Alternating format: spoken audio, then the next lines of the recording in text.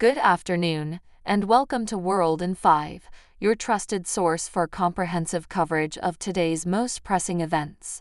Hundreds of thousands of residents in southeast Texas are enduring a sixth consecutive day of oppressive heat without air conditioning, with many urgently seeking cool shelters, food, safe drinking water, and healthcare resources. We have Shelby reporting on this. Following Hurricane Beryl's impact on the Gulf Coast on Monday, over 760,000 power customers in southeast Texas remain without electricity. The storm has tragically claimed at least 10 lives in Texas, with additional fatalities reported in Vermont and Louisiana. The widespread power outages have strained hospitals, assisted living facilities, schools, and water treatment plants, exacerbating resource shortages across the region. This has fueled growing frustration among residents towards Houston's primary utility provider, CenterPoint Energy, for what many perceive as inadequate preparation for the storm. It has also reignited concerns about the resilience of the state's power grid. Jordan Rush, a pregnant resident of Houston at 32 years old, expressed deep concern for her health amidst the relentless heat that disrupts her sleep and leaves her refrigerator empty due to the prolonged outage. The situation is particularly challenging for her as she prepares for a scheduled C-section in just 12 days.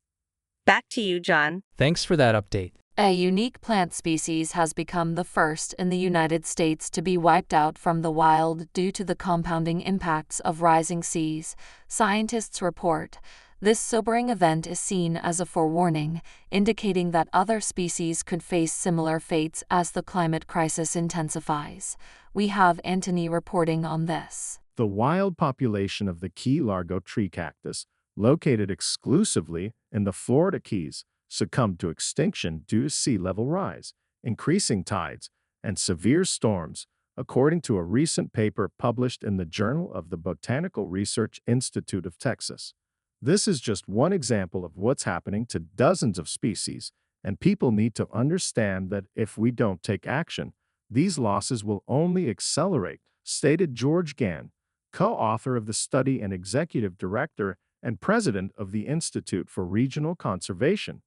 Although the Key Largo tree cactus still persists in parts of the Caribbean, such as Cuba, Puerto Rico, and the Bahamas, the likelihood of its natural reestablishment in the Florida Keys is now close to non-existent, Gann emphasized.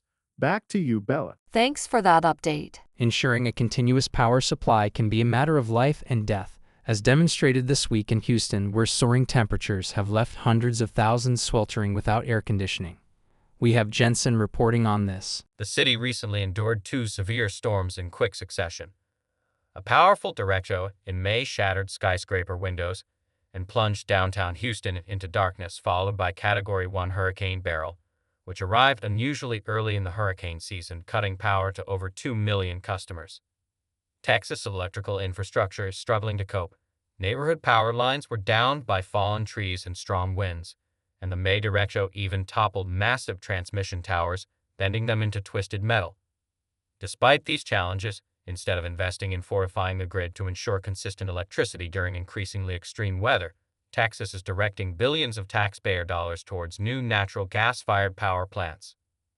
Back to you, John. Thanks for that update. Heavy rains from Hurricane Beryl and earlier tropical storm Alberto have driven at least 200 crocodiles into urban areas in the northern Mexican state of Tamaulipas, which borders Texas, according to state and federal authorities. We have Alana reporting on this. Officials have reported capturing and relocating around 200 of these large reptiles since Alberto inundated the region with rain in June. Beryl also affected the area before making landfall in South Texas earlier this week. The heavy rainfall raised water levels in coastal lagoons, prompting the crocodiles to venture into cities like Tampico, Ciudad Madero, and Altamira.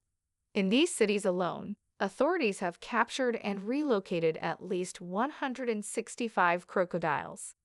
Karina Lizeth-Saldivar, the head of Tamaulipas State Environment Department, stated, "The recent rains have increased the water levels in the lagoon systems, which has led to an increase in crocodile sightings." Back to you, Bella. Thanks for that update. Thanks for tuning in to World in 5 for your daily dose of news and updates.